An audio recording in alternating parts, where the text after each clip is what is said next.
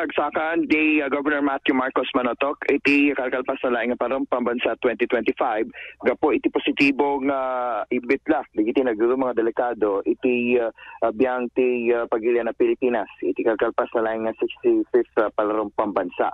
Sigong kenkwana nga sapay la kumaket maragsakan digiti kakailyan nang nagruna kadigiti imay idumang ay iti apelaeng palarong pambansa 2025. Saan nga kaskarina gapo taado digiti preparasyon ken makita digiti abilidad ni Ilocano nga naipabuya saan laeng nga iti pagila na Pilipinas na di iti entero nga lubong. Maragsakan pa ni Manotok gapot partisipado digiti kakailyan ken nakasapay da pa digiti timulong nga nangipaay iti libre nga serbisyo kas kuma iti panagdigos ken kasapay digiti transportasyon kadigiti nagdudumang mga lugar. So, happy naman. I hope sounds like positive review.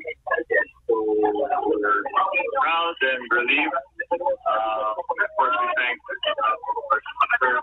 for sa akin, it's my opening ceremony. Salamat sa ako.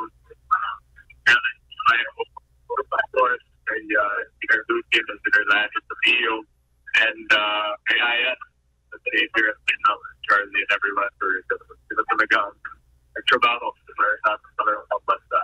And I think especially the opening ceremony.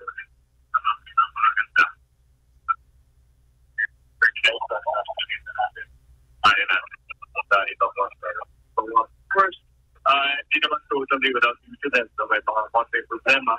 But natural lang naman, no? Kung maraming tao sa daming nangyayari, something will go wrong.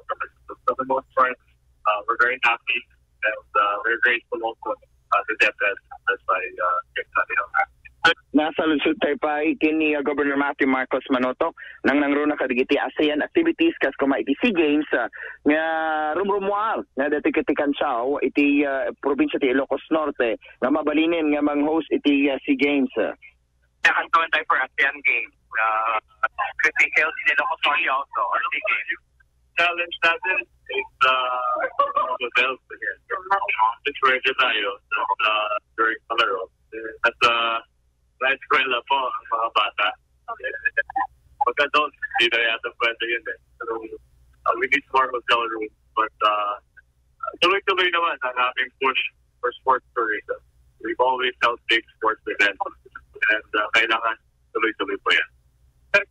Pasati panagsalita ni Governor Matthew Marcos Manotok kas nauding imbitla na agkurkurang tayo pa iti akomodasyon nang nangruna launay iti hotels iti probinsya tayo nga Ilocos Norte. Kaya overall ket naragsak iti gobernador pakramanan kadigiti imay nga nakita po no kaditi kaudyan nga palarong pambansa 2025 dito Ilocos Norte.